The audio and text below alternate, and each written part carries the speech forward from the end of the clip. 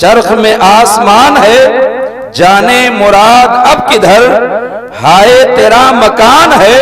اور ہم لوگوں کے لیے فرما دیا کہ بس اتنا جان لو، عرش پہ تازہ چھیڑ چھاڑ، فرش پہ طرفہ دھوم دھام، عرش پہ تازہ چھیڑ چھاڑ، فرش پہ طرفہ دھوم دھام، کان جدھر لگائیے تیری ہی داستان، اللہ سبحان اللہ سبحان اللہ، کان جدھر لگائیے تیری ہی داستان ہے۔ اعلیٰ حضرت اپنے نبی کی تعریف کرتے ہیں۔ کچھ لوگوں کو نبی کا مقام ابھی تک سمجھ میں ہی نہیں آیا۔ میں کل موبائل میں ایک کلپ دیکھ رہا تھا، اسی تعلق سے میں بتانا چاہتا ہوں۔ اپنی آبادی میں بھی کچھ لوگ ہیں تو بیچارے وہ سنی ہی، لیکن پتہ نہیں کیوں میری بات سے وہ بہت بے چین رہتے ہیں اور بہت بے قرار رہتے ہیں کہ یہ مولانا کچھ نہ کچھ کہیں گے ہی۔ اور میں جو کہوں گا یا کہتا ہوں، الحمدللہ کبھی میں نے ایسا نہیں کہا کہ جس کا ثبوت میرے پاس نہ ہو۔ 20 سال ہو گئے آپ کے درمیان، آج تک میں نے کوئی ایسی دین کی بات میں اپنی جانب سے آپ تک پیش کرنے کی کوشش نہیں کی کہ جسے سن کر آپ گمراہ ہو جائیں یا آپ لاجواب ہو جائیں یا کہیں آپ کا دامن پکڑ لیا جائے، یا میں نے کبھی ایسا کہا ہو کہ جس کا جواب میرے پاس نہ ہو۔ اعلیٰ حضرت نبی کی تعریف کرتے ہیں، اسی لیے ہر جلسے میں آپ کو یہ بتایا جاتا ہے کہ آپ دنیا میں جیسے بھی رہو، نہیں پڑھ سکے تو کوئی بات نہیں، علم نہیں ہے تو کوئی بات نہیں، حافظ نہیں ہوئے تو کوئی بات نہیں، عالم نہ ہو سکے تو کوئی بات نہیں، مالدار نہ ہوئے تو کوئی بات نہیں، جائیداد والے نہ ہوئے تو کوئی بات نہیں، آپ کے پاس تخت و تاج نہیں ہے تو کوئی بات نہیں، عہدے دار نہیں ہے تو کوئی بات نہیں، آپ کے پاس دنیا میں کائنات کی کوئی چیز نہ ہو، لیکن آپ کے دامن میں مدینے کے تاجدار کی محبت اپنے سینے میں بسا کر کے رہو، تو کچھ ہو یا نہ ہو نبی کے غلام بن کے زندگی گزارو، دنیا بھی تمہیں دیکھ کر سمجھے گی کہ نبی کے غلام ایسے ہوا کرتے ہیں۔ سبحان اللہ، زندہ باد زندہ باد، نبی کے غلام ایسے ہوا کرتے ہیں۔ میں ایک کلپ دیکھ رہا تھا، اس میں ایک مولانا ہے، نام تو اس کا جو بھی ہو، لیکن میں اپنے زبان میں اسے جوکر نائک کہتا ہوں۔ ایک جوکر نائک مولانا ہے، ذاکر نائک ہے اس کا، ہمارے گاؤں میں بھی بہت لوگ اس کے شائق ہیں۔ جوکر نائک وہ بھری محفل میں بہت بڑے مجمع سے خطاب کرتا ہوا انگریزوں کا لباس کوٹ پہن کر مسلمان بنا ہوا بتا رہا ہے کہ بریلوی لوگ، سنی جو اپنے آپ کو کہتے ہیں، ان لوگوں نے نبی کا میلاد کرنا شروع کر دیا، جبکہ آج تک ہمیں نبی کی کوئی حدیث ہی نہیں ملی کہ نبی نے کبھی میلاد کیا ہو۔ معاذ اللہ رب العالمین، اتنا بڑا جھوٹ۔ اور ہماری قوم کے لوگ اسے سنتے ہیں، جو لوگ سنتے ہیں، اگر دل آپ کا بے قرار ہو جائے، آپ کے دل میں اگر جگہ ہو تو اس سے توبہ کر لیجئے گا۔ اس جوکر نے کہا کہ آج تک مجھے کوئی حدیث نہیں ملی، ہم نے کوئی حدیث نہیں دیکھی، ہم نے کوئی حدیث نہیں پڑھی کہ نبی پاک صلی اللہ تعالیٰ علیہ وسلم کی میلاد جو لوگ مناتے ہیں یہ کبھی نبی نے منایا ہو، کہیں نہیں دیکھا، کبھی نہیں سنا۔ بے وقوف کو اتنی بھی عقل نہیں ہے، اسی لیے تو ہمارے بزرگوں نے کہا تو عقلیں چھین لیتا ہے، اسے حدیث نہیں ملی، قرآن کی آیت تو ملی ہوگی، حدیث نہیں ملی۔ میں حدیث بھی بتاؤں گا، حدیث اسے نہیں ملی، قرآن کی آیت تو ملی ہوگی جس میں نبی کی میلاد کا چرچا کیا گیا ہو، جس میں نبی کی میلاد کی گئی ہو۔ وہ تو ولادت باسعادت کے بعد کی بات کر رہا ہے، ہمیں کہیں نہیں ملا کہ جہاں نبی کی میلاد کی گئی ہو، جہاں نبی کے پیدائش کا تذکرہ ہو، جہاں نبی کے آنے کا تذکرہ ہو، جہاں نبی کی آمد کا تذکرہ ہو، اسے جواب دو، بتاؤ۔ ہماری قوم کے لیے ضروری ہے اسے بتایا جائے کہ ابے بے وقوف، قرآن پاک تو پڑھ لے، اس کے بعد تجھے علم ہو جائے گا۔ تو نبی کے پیدا ہونے کے بعد کی بات کر رہا ہے، قرآن نے نبی کی میلاد تو اس وقت پڑھ دیا تھا جب کوئی انسان نہیں تھا، انبیاء کی روحیں موجود. بھائی واہ سبحان اللہ سبحان اللہ آدمی ماشاء تھا ہی اللہ نہیں, زندہ باد زندہ باد. انسان دکھائی ہی نہیں دے رہے تھے, آدمیوں سے ملاقات ہی نہیں ہو رہی تھی.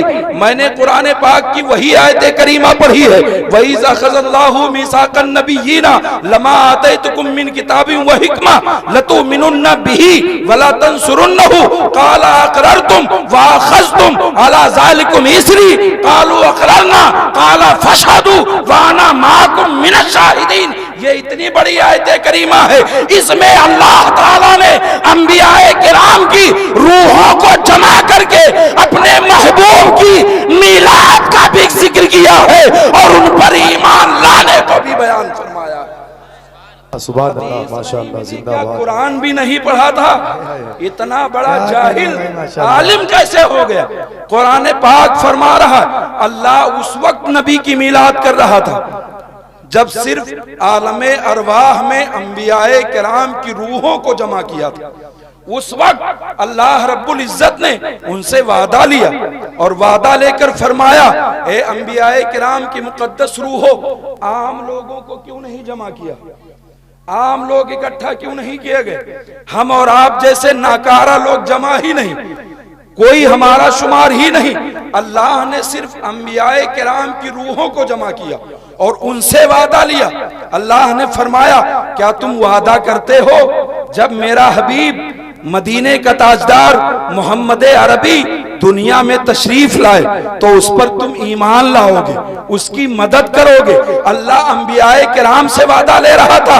بات سمجھ میں نہیں آئی, بھیجنا اللہ کو سارے نبیوں کے بعد تھا, نبی کو آنا اس دنیا میں سارے نبی کے رخصت ہو جانے کے بعد ہے, لیکن اللہ تعالیٰ اس نبی کے آنے کا تذکرہ انبیاء سے کیوں کر رہا ہے, ہم سے کیوں نہیں کر رہا ہے, عام بندوں سے خطاب کیوں نہیں ہے؟ تو اللہ علیم بذات الصدور ہے. اللہ کو اپنے ذاتی علم سے یہ پتا ہے کہ اگر میں نے عام لوگوں سے وعدہ کروایا تو یہ کل پھر جائیں گے, نبی سے وعدہ کراؤں گا یہ پھریں گے نہیں, اس لیے کہ اللہ کو منظور یہ ہے میرے حبیب کی شان کا اقرار جو ایک مرتبہ کر لے دوبارہ پھرے. سبحان اللہ سبحان اللہ پھرنا ماشاء پسند اللہ. نہیں, اس لیے اللہ نے نبیوں سے وعدہ فرمایا.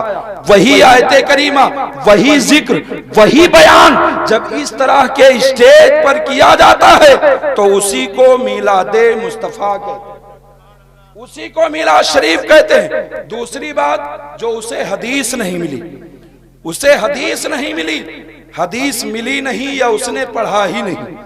حدیث پاک ہے, اللہ کے نبی صلی اللہ تعالی علیہ وسلم نے اعلان نبوت کے بعد جب 40 سالہ زندگی سرکار نے مکہ والوں کے بیچ گزاری, اس کے بعد آقا کونین صلی اللہ تعالی علیہ وسلم نے بکرے ذبح فرمائے.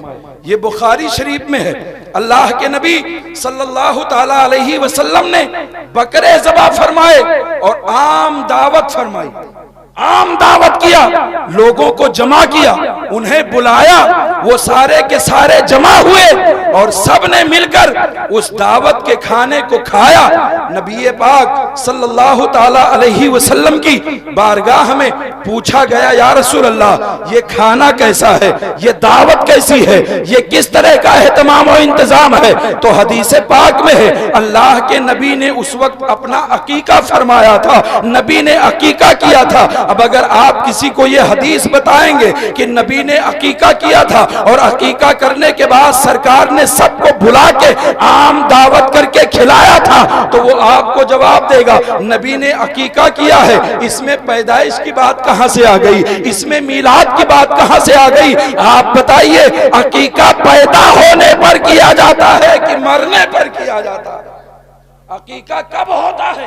جب پیدائش ہوتی ہے, جب ولادت ہوتی ہے, جب میلاد ہوتی ہے, تب عقیقہ ہوتا ہے. نبی نے عقیقہ کر کے یہ ثابت فرمایا کہ میرے آقا نے اپنے پیدائش کی خوشی میں عام لنگر فرما کر کے سب کو کھانا کھلایا تھا. یہ میلاد مصطفیٰ کی ایک حدیث. دوسری حدیث میں یہ ہے آقا کونین صلی اللہ تعالی علیہ وسلم ہر پیر کو روزہ فرماتے تھے, ہر دوشنبہ کے دن سرکار روزہ رکھتے تھے۔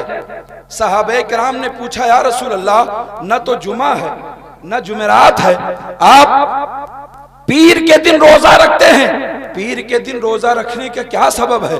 سرکار ہمیں بھی فرمائے ہم بھی اس کے روزے رکھیں۔ آقا کونین صلی اللہ تعالی علیہ وسلم نے ارشاد فرمایا میں پیر کے دن روزہ اس لیے رکھتا ہوں، دوشنبہ کے دن روزہ میں اس لیے رکھتا ہوں کہ اسی دن میں پیدا ہوا ہوں، اپنے پیدائش کی یاد کو منانے کے لیے اس دن میں روزہ رکھا کرتا ہوں۔ آج سنی بریلوی لوگ میلاد مصطفیٰ کو اگر ربیع الاول شریف میں کرتے ہیں تو حرج کیا ہے؟ ہم تو کہتے ہیں ہر پیر کو میلاد مصطفیٰ کرنا چاہیے، ہر پیر کو میلاد مصطفیٰ کریں۔ اسے کہیں نظر ہی نہیں آیا کہ نبی کی میلاد کیسے کی جائے، ہمیں کوئی حدیث نہیں ملی، یا تو وہ یہ حدیث پاک دیکھنے کے لیے اندھا ہو گیا ہوگا یا پھر اسے یہ حدیث نظر نہیں آئی ہوگی۔ اب جتنے لوگ اس کا بیان سنتے ہوں یا اسے دیکھتے ہوں، یہ حدیث پاک چاہیں تو یہاں ابھی لے لیں، اور اگر اطمینان ہو تو جب چاہے تبا کے حدیث پاک دیکھ لے کہ آقا کونین صلی اللہ تعالی علیہ وسلم نے ایسا فرمایا ہے کہ نہیں فرمایا۔ پھر اتنے بڑے جوکر نے اسٹیج پہ کیسے کہہ دیا کہ میلاد کہیں سے ثابت ہی نہیں ہے۔ انکار کر آج بہت سارے لوگ اس کے فالوور ہیں، اس کے دوست ہیں، اس کے قریبی ہیں، اس کی تقریریں سنتے ہیں۔ ایسے لوگوں سے بچیے، خود تو وہ جہنمی ہے ہی، آپ کو بھی کہیں کا نہیں چھوڑے گا۔ ذکر میلاد مصطفیٰ کیجئے، ذکر میلاد مصطفیٰ منائیے، اور جس قدر بھی ہو سکے۔ اللہ تعالیٰ نے فرمایا میرے حبیب کے ذکر پاک میں، نبی کی میلاد میں، نبی کی ولادت میں آپ سے جتنا جو کچھ ہو سکتا ہے اس میں آپ خرچ کریں، اس میں صرف کریں، اس لیے کہ اس سے بہتر اور کوئی مقام نہیں ہے جہاں آپ کے حلال کمائی کا پیسہ خرچ کیا جا سکے۔ سب سے بہتر مقام یہی ہے، سب سے بہتر جگہ یہی ہے۔ اہل سنت میلاد مصطفیٰ کرتے ہیں، کہاں لکھا ہے؟ جب کوئی سنی جلسہ کرتا ہے، آج اتنا بڑا جلسہ ہوا، کئی لوگوں کے پیٹ میں تکلیف ہوگی، اتنی ٹائم نہیں بولیں گے۔ صبح جب ان میں سے کسی کو پائیں گے، ان میں سے کسی کو جب پائیں گے تو کہیں گے یار اتنا بڑا خرچہ کرنے کی کیا ضرورت تھی، اتنا پیسہ دے دیتے اس غریب آدمی کا علاج ہو جاتا، اتنا پیسہ دے دیتے غریب آدمی کا علاج ہو جاتا، اتنا پیسہ دے دیتے فلاں کی شادی ہو جاتی، اتنا پیسہ دے دیتے فلاں کا یہ کام ہو جاتا۔ اس طرح کے اعتراض کرتے ہیں۔ اب سنی سیدھا بیچارہ وہ بھی سوچتا ہے ہاں یار بات تو صحیح ہے، 40,000 جلسے میں لگا، اگر یہ پیسہ کسی غریب آدمی کو دے دیتے تو اس کا کام ہو جاتا، یہ پیسہ غریب آدمی کو دے دیتے اس کا کام ہو جاتا۔ حضرات کبھی آپ نے سوچا وہ آپ کو غریبوں کی طرف جھکانے کا کام نہیں کرتا، اس کا مقصد یہ نہیں ہے کہ ہم ان کو یہ بتائیں تاکہ ان کو غریبوں سے محبت ہو جائے، یا یہ اپنا پیسہ غریبوں پر خرچ کر دے، یا یہ غریبوں کو دے دے۔ مقصد اس کا یہ نہیں ہے، اس کا مقصد یہ ہے کہ جب اس طرح سے انہیں بتاؤ گے تو یہ غریب کو تو دیں گے نہیں، اور غریب کو نہیں دیں گے تو اپنا پیسہ بچا لیں گے، میلاد مصطفیٰ میں بھی خرچ نہیں کریں گے۔ مقصد اس کا یہ ہے کہ یہ قوم میلاد نہ کرے، نبی کی تعریف نہ کرے، جشن ولادت نہ منائے، جھنڈے نہ لگائے۔ آپ اپنے ہی بستی میں دیکھیے، کہیں باہر جانے کی ضرورت ہی نہیں، مثال اپنے ہی یہاں سے دی جاتی ہے۔ کتنے گھر ایسے ملیں گے جو بغیر جھنڈے کے ہوں گے؟ کیا لوگ ان سے ملتے نہیں ہیں؟ لوگ ان سے دعا سلام نہیں کرتے ہیں؟ لوگ انہیں اپنا دوست نہیں بناتے ہیں؟ لوگ انہیں اپنے ساتھ نہیں رکھتے ہیں؟